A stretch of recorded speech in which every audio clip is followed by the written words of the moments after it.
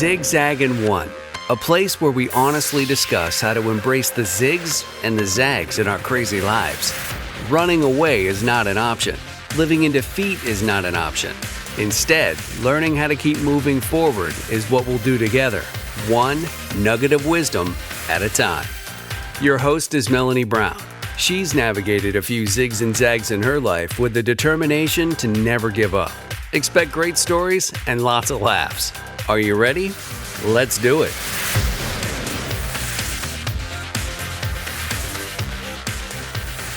Hi, friends. Welcome to the ZIGZAG and One podcast. I'm often asked, where do I find these incredible women that I interview for my website and for the podcast? And honestly, that's a great question. It comes from a variety of sources. I actually pursue some of them because I hear that they have an incredible story. Some of them are my friends. Some of them are friends of friends. And then some are whispered in my ear. And that's the one that we're going to talk about today. I had several people come and whisper in my ear about a lady named Maegan that we went to church with. They said that I needed to hear her story. And it wasn't just one person. It was quite a few ladies. And I took their advice and I reached out to Maegan. And we did an interview together. And today you're going to hear that interview. And you'll see why all of those ladies felt it was so important that Maegan share her story. So I give you my conversation with Maegan.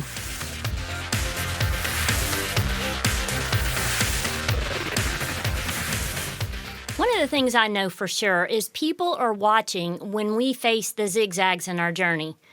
And no less than 10 women from church told me I needed to interview my guest, Maegan, because they saw how she leaned on and trusted in God during a very difficult time in her life.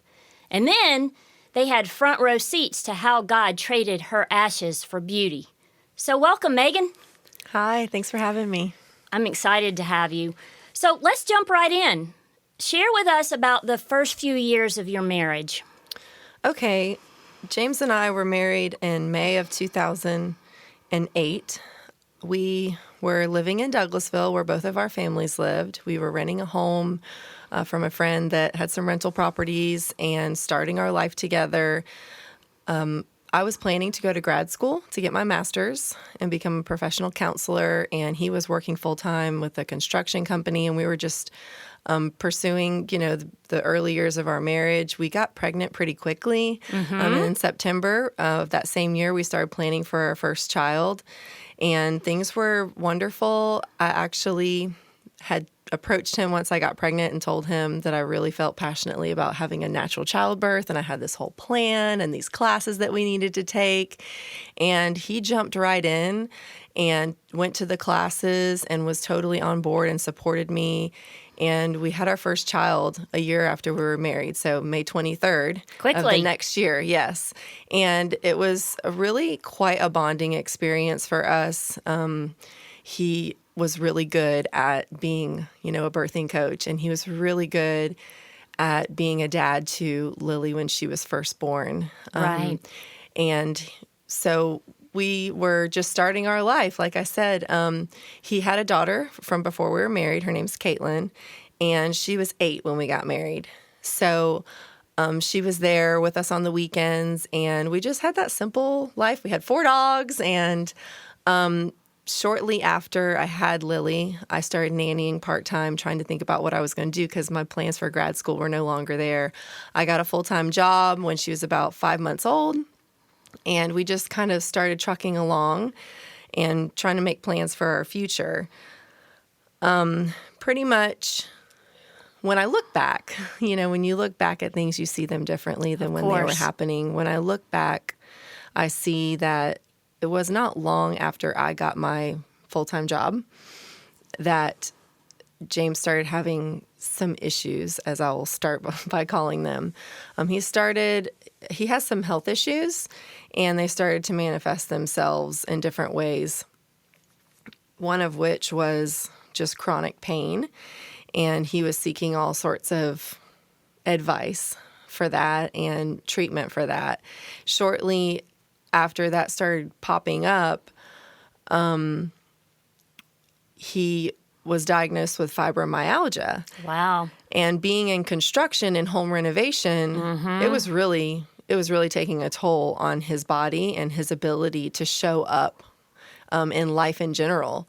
And so he started missing work, and long story short, we were at a point where he had to look at a different line of work. He was like, long term, this is not going to work for my body if I have these health issues.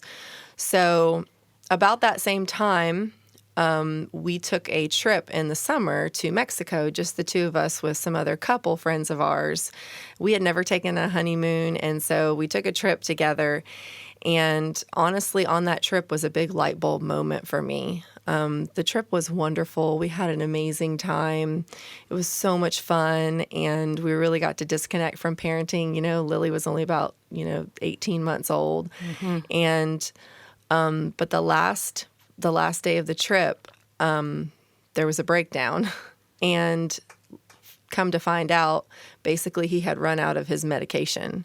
He was on a number of medications for his health issues, and it was the first time that I really saw, because we were in a place where he couldn't escape it, that when he didn't have the pills that were kind of keeping him going, he could not function.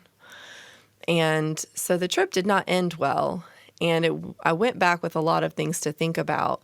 But shortly after that trip, we found out that we were pregnant again. Okay. And so I was like, okay.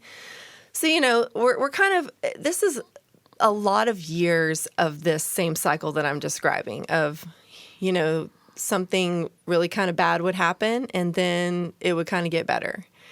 And when you're in a relationship, or you have anyone in your life who struggles with addiction, you know that it is a cycle, and you're on that roller coaster with them. Yeah, it's not just about the individual. It affects everyone that they love and care about. Yes, and you want to believe the best. You want to see that, okay, it's not that bad. Or, you see them as the person that they are when they're not enveloped by all of this symptoms that show up with addiction. And so we would have so many moments where it was just so good, and he loved me, he adored me, he worshiped the ground that I walked on. And James loved being a dad. He loved getting outside with his children and just being a dad. I mean, he loved it. And so we had so many beautiful moments, but there was always the other end of the cycle, which was when he just couldn't function in life.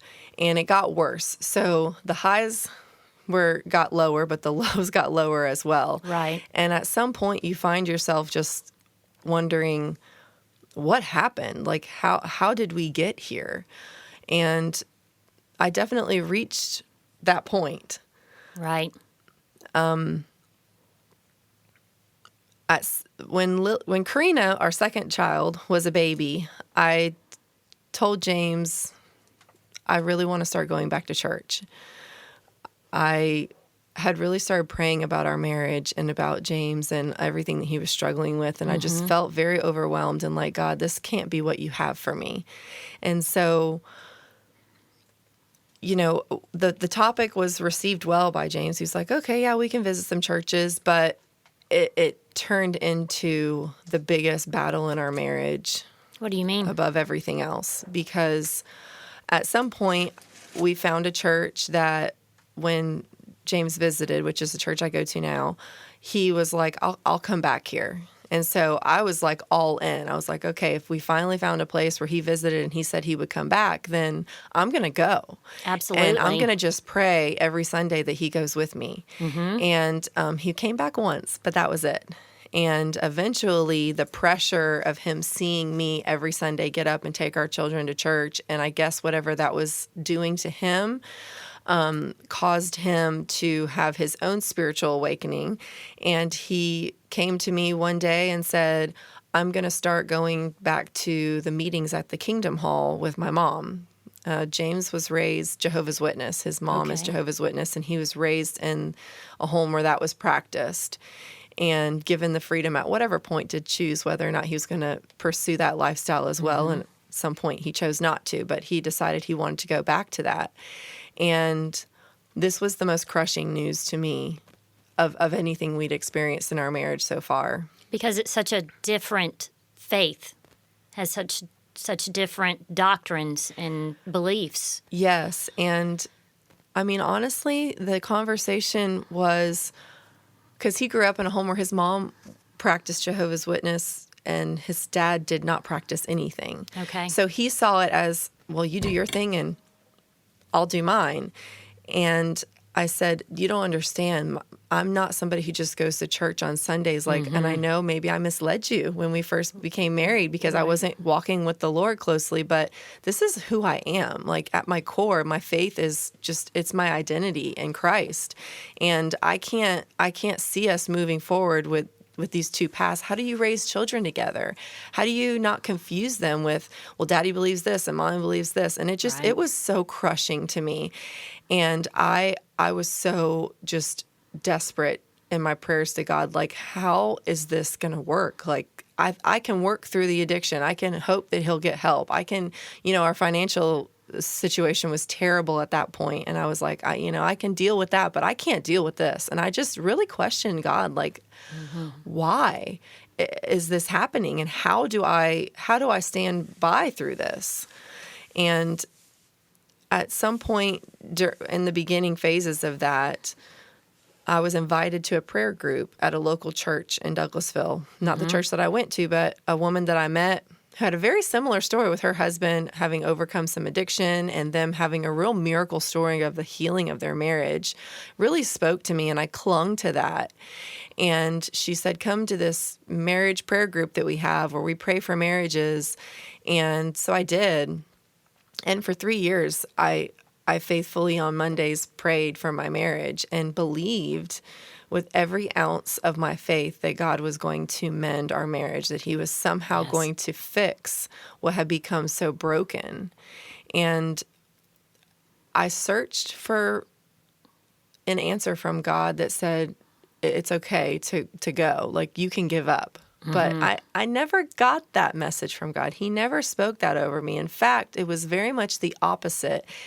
Every time I was in the Word or in the church or, in dialogue with the Lord, the message was, hold on, stand for your marriage and trust in the covenant that I brought you to, that I will work a miracle. I just kept feeling like a miracle was going to be worked. I just couldn't give up hope on that. And I heard so many miracle stories during that time in my life that I just thought, maybe. Yes, maybe that God could. I learned not to question what God was capable of and to just trust that he could do it. And so that was why I stayed. And I learned how to honor my husband, even though he wasn't necessarily honoring me. It sounds like you surrendered to God's will, even though it didn't match your desires. Not that you wanted to get rid of or put away your marriage for just any reason. Like, you had stuck with it for a long time, believing that it would get better. And it was surrendering to God and him telling you, stay. Yes. And that's kind of the direction that you took. In fact, it was very much this, I've been trying to fix this and coming to the realization that I can't fix this. Like, if anything's going to fix the brokenness of this marriage, God, it's only you. And so that prayer of the faithful wife, of just believing that James would come to a place of surrender in his life by way of watching me live out my faith, not me pushing it on him or trying to fix him or fix us. And getting to that point where I just really said, okay, God, it's yours, is what I had to come to have peace about what was going to be held in the future. So I know that you have 3 children. When you got pregnant with your third child, what kind of changed?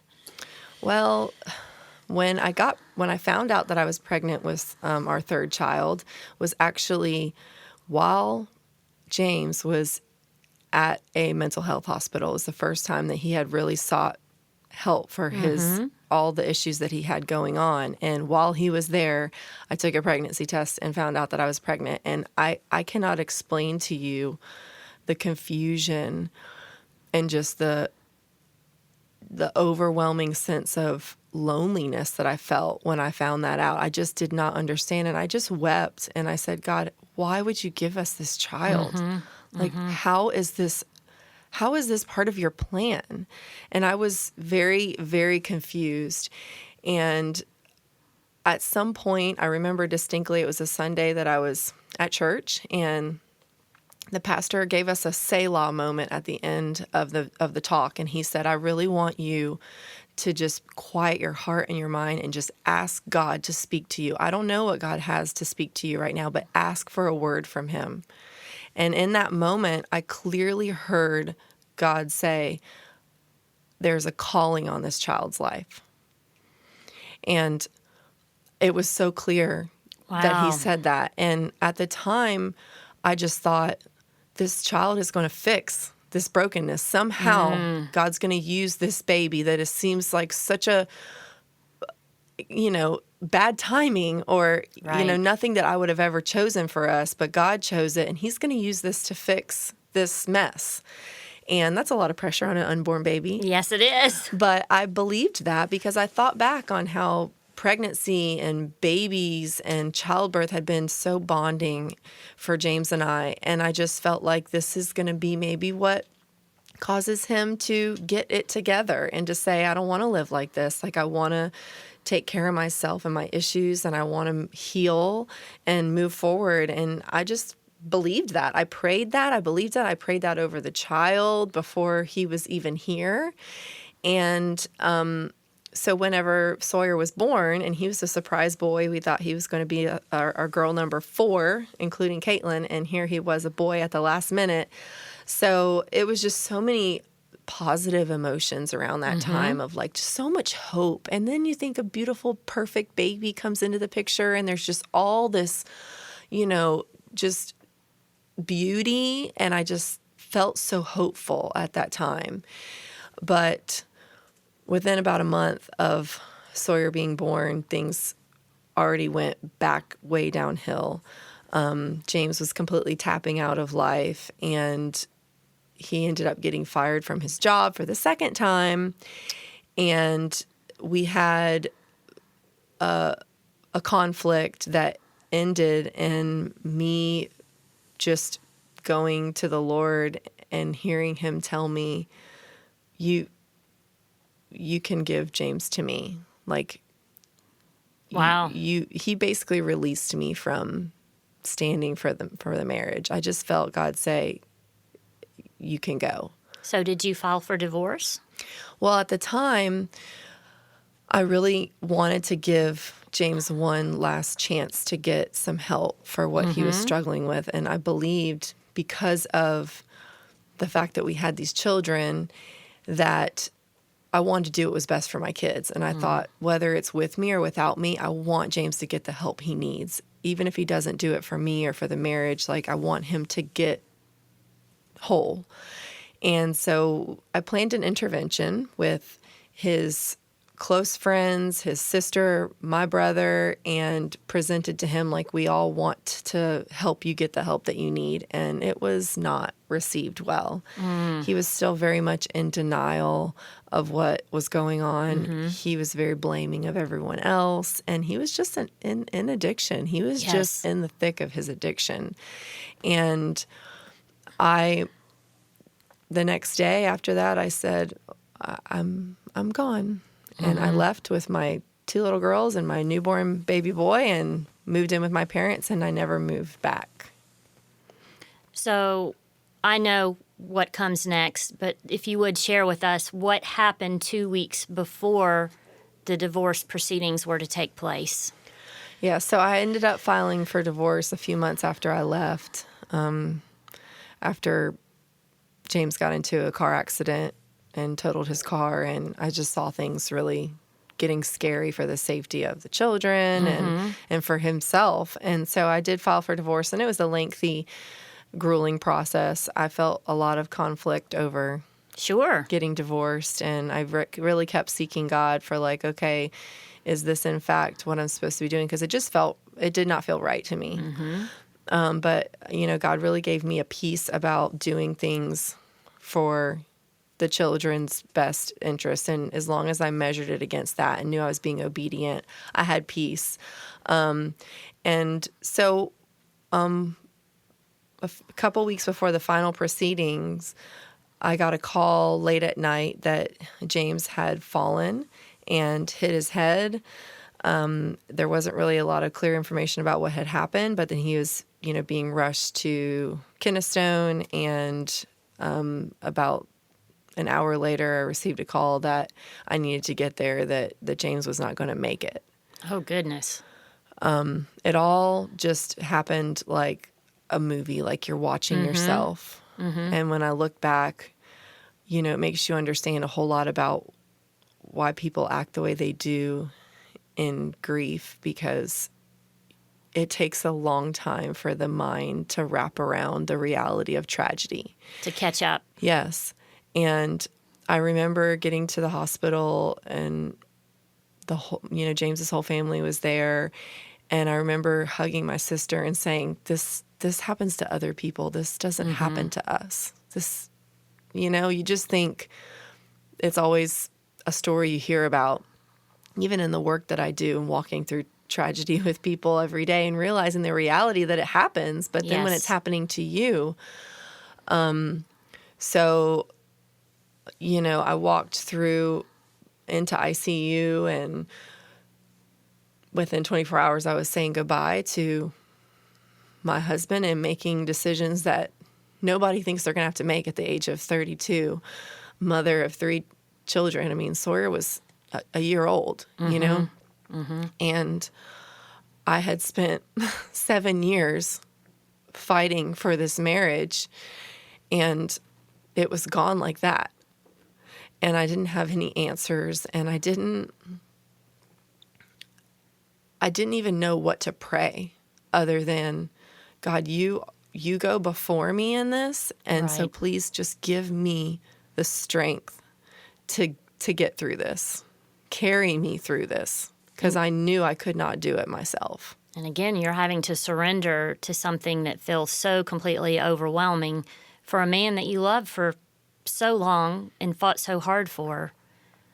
Yes. And then his life is taken away and leaves you a widow. Yes. And I mean, having to have a conversation with my girls. Sure. And explaining to them that they're never going to see their dad again. I mean, and I think the most beautiful thing was that in that moment where the enemy tells you, like, you're alone, that God immediately showed me that I was not alone. Right. The way that people showed up in my life and just spoke truth over me and showed me that I was not alone. And I struggle a lot with this part of the story, because I want to be true and authentic, but also like honor the sacred space around death and loss. But there's a lot of conflicting emotions. I mean, the complicated nature of grief for anyone, but you take me. I loved my husband, of course. I was devoted to our marriage till the end, but things had gotten really ugly. Yes, they had. And I'm a widow because God was so faithful to give me that closure rather than a divorce, and that I felt so, tumultuous about. But also, I felt like I don't deserve this space, because I didn't just lose the person that I was so happy and in love with and had this beautiful life with. So I felt like I didn't fit anywhere in the grief space. I felt like, if I tell people everything about my story, then it's gonna rob me of like this honor that's around what I've walked through. So I struggle with that now this moment of telling kind of the story behind the story for so many people who know. Maegan lost her husband suddenly and was left a widow at 32, and this is where, her life is now, but they don't know the story behind the story. Right. And part of me has really held on to that for fear that it would somehow negate what I've been through, which is ridiculous, right? That's the enemy talking. Right. It is. Because there is beauty that has occurred in your life as a result of the ashes that you have experienced. And I'd love for you to share a little bit about that with us. Well, that's the most important part of this whole story, is that I just remember resisting so much in the beginning and telling God, I didn't ask for this. This is not my story. And I literally said that to God. I remember just crying out to him and saying, this is not my story. This is not the story I wanted. I did not want this. This is not the miracle I prayed for. And I was so I believed in my heart, my faith was so solid, but my mind would wrestle with the reality of what was right in front of me. Mm-hmm. And that's where the enemy tried to steal my joy and, trip me up in my footing. But God was so faithful to remind me everywhere I turned that he is able. And I have to submit to the reality and the understanding that God is so much bigger than me and my circumstances. Yes, he is. And quit trying to make sense of a broken world. Mm-hmm. And just, if you think about it from the kingdom mindset, God has something bigger than even the miracle you asked for, Maegan. And I just thought in the scripture, 2 Corinthians 1:3-4, blessed be the God of all comfort, who comforts us in all our affliction, so that we may be able to comfort those who are in any affliction. And I just had this moment when I read that scripture where God really spoke to me that maybe the greatest earthly good that God was going to do from this tragedy was not in my life, but in the life of someone else, in the life of others. Mm-hmm. And this wasn't about making sense of how God's going to redeem my story. How is he going to fix my brokenness, my pain, my suffering? Right. But how is God going to use this for his glory? And what that meant to me is salvation of others. What that meant to me was the life-giving, surrender of someone else. Mm-hmm. And I call it the gift of grief. It's That's interesting. I wish so much that everyone that I knew could have the perspective that I have after being through what I've been through, but also I would never wish the pain that I've had on anyone else. So it's kind of like that, let me tell you what I learned so that you don't have to learn it the way that I did. And that's why I'm here sharing my story, because to know and to have that moment where you realize this life is not about me. That's very true. And to really say, this is not about my happiness. Like, God, I deserve to be happy. I'm a good person. I was a good wife and a good mom. Like, why did you bring this to me? But, really flipping that script and saying, my life, if I'm a believer and if I follow the Lord, is not about me and my happiness. It's about bringing souls to the Lord. Mm-hmm. How can I use this now that everyone's watching, right? When you walk through something like that you can't hide and it's out there, mm-hmm. everyone's watching. How is she going to do it? Like, how is she going to survive this? How is she going to overcome this? How strong is she? Mm-hmm. And you realize if everyone's watching, I want them to see Christ. Absolutely. And I know that they did, because those women came to me and said, you have to interview her. She has such a beautiful testimony about allowing God to work in an incredibly difficult circumstance. So tell us about Cory. So my favorite part is my wonderful husband that I have now. I met Cory, actually met him on Facebook, which is kind of funny when we tell people that. They're like, what? But it was totally a God thing. And I had not even entered the space of dating or even entertaining really the full idea of dating. But I just knew that at some point I had to get myself out there and get out of this mode of, you're by yourself, you're alone, you're single, you're raising these 3 kids, you're working full time. Like there's, I barely even had space for my friends, much less, a relationship. And I was wrestling with the idea of how I was going to find someone. But once again, I had gotten to that place where I really told God, I don't want anyone unless they're the person you have for me.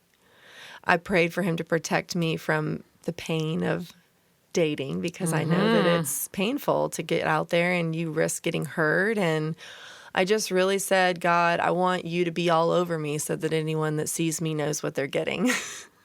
And I think he really honored that, because when Cory came into my life, one of his first conversations was about how his mom's been praying for, a good Christian woman to come his way. And there were a lot of signs that showed me that this was a safe thing for me to do, like that I could trust God, that he held my heart. Yes. And that he was going to bring someone to me that was good. And that was definitely Cory. I tried to scare him away many times in the beginning with talks of, faith and finances and the reality of the children that I had and the pain that we were carrying in our story. And you sure you want to sign up for this? But he definitely showed me that God can bring you exactly who he has for you in his time, and that when he's ready, he will do it. And for me, getting to that point of being okay with the fact that, okay, God, you're going to be all that we need until you bring me someone to do life with. You are going to provide. Yes. You are going to love and comfort. You are going to father these children in a way that I can't substitute. And just really living that out just opened the door for God to bring the right person to me to do life with, and to step into that and to say that it was an honor rather than, I used to joke with him. I'd say, some people have baggage, I got a whole set of luggage. Okay. And so he signed up for that because he felt God called him to that. He really said that this was the last thing that he thought he was going to do, as being divorced for 3 years and having an adult child already. And he was way past the kid phase, but he jumped in and had just as embraced these children as his own. Yes, he has, because I see him at church. And he definitely loves your kids. You can see it in the way that he interacts with them. It's beautiful. It's a beautiful picture to me of the way that God adopts us into his family as his children, because I remember saying, nobody's ever going to love these kids like me. When your children lose their other parent, there's just this idea of, I'm the only person on this planet that loves you like this. Like, the other person that loved you this way, they're gone. And so, like, to find someone who not only loves them, but I feel like loves them in a way that only God could provide, is just such a beautiful picture of how much he can do when we give him faith and we really give him our lives and we tell him, like, I surrender to whatever you have for me. Yes. And I'm not going to try to do it my way or in my own strength, but I'm going to let you do it for me. Well, it's a beautiful story, and I hate to wrap this up, because you have so much more that I know you could share about grief, about blended families. But could you tell us what your one takeaway, if you wanted the listeners, after hearing your story, what would you want them to take away? The one takeaway from my journey through all of this loss and grief and pain was the realization that when we have troubling circumstances or hardships that come into our life, we tend to think that our abilities and our strength are going to be what determines whether or not we can get through it, or how we get through it, or what that picture looks like to other people. But what I learned was that it's the opposite. I used to be told so much, you're so strong. And I immediately jumped on every opportunity to say, I am not strong. God has carried me through this. And it's only because I completely surrendered these circumstances to him and said, God, everything that I've ever been through in life, I've been able to figure out. I've been able to pony up and push through. But I cannot do this without you. I cannot do this in my own strength. I can't do it on my own. I can't figure it out. I can't fix it. And there was so much beauty and freedom in being able to say, God, this is yours. And daily to just lay it down And surrender and it. surrender that to God and say, these circumstances are nothing I would ever ask for. I still don't like them. But I'm going to live this out today, and I'm going to give it to you. You guide my steps. You give me the words to say. You give me the strength to get through the unimaginable, because we really do. Our heads really can't wrap around the tragedy that we see around us. And in our own lives, it's like, how am I going to get through this? And the answer is you're not going to get through it on your own. You have got to surrender it and not fight the circumstances. When I did in the beginning and I said, I don't want this story. Like, this is not my story. That wasn't working for me. No. But when I got to a point where I said, God, you do have a miracle for me. I don't know what it is, but you do have a miracle for me. It might not have been to fix my marriage and to save my broken marriage, but you're going to do something even more beautiful, and I don't know what it is. But once I really believed that and I gave it to God, He so honored that and gave me so much more. I mean, when I tell you, to marry someone that already had, a child, and she loves me and she's accepted me as her stepmom. She's accepted my other stepdaughter and they love each other. Right. Just all of the things that God has provided and worked out that I know are because this is His will and not mine. Yes. And I didn't try to say, I'm going to figure this out. It's more beautiful and more magical of a story than I could have ever written for myself. It's a beautiful story. And thank you so much for sharing with us, Maegan. Yeah, thank you so much for the honor of being here and really just being able to shed light on some things that are darkness and give some people some hope. But seeing God's light is beautiful. So thank you for joining us for this episode of Zigzag in One. Remember, when life zigzags, and it definitely will, surrendering it to God will help us to keep moving forward.